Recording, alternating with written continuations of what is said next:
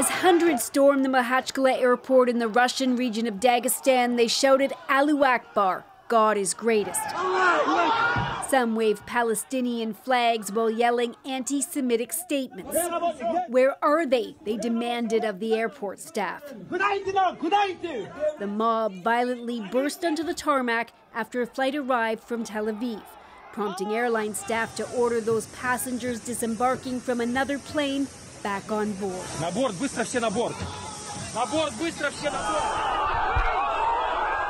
It took hours for police to regain control.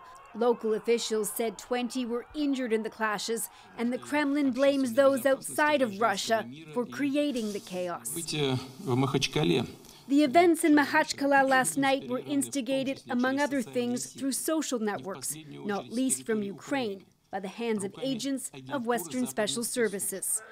What happened at the airport was the latest anti-Israeli incident to take place in the predominantly Muslim regions of Russia's northern Caucasus.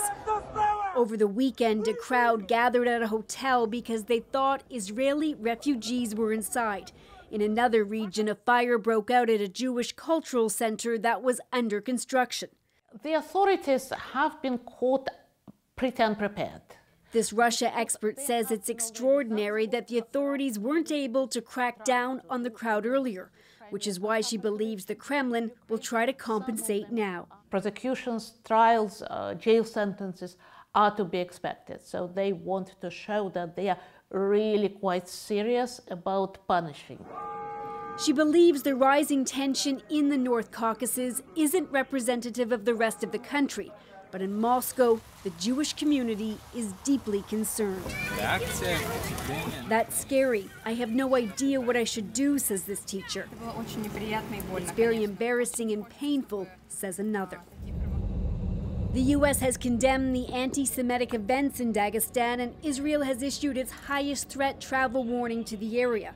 It's also called on Russia to protect its citizens and all Jews.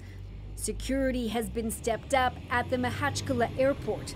It has reopened, but for now, flights from Israel are being diverted to other Russian cities. Briar Stewart, CBC News, London.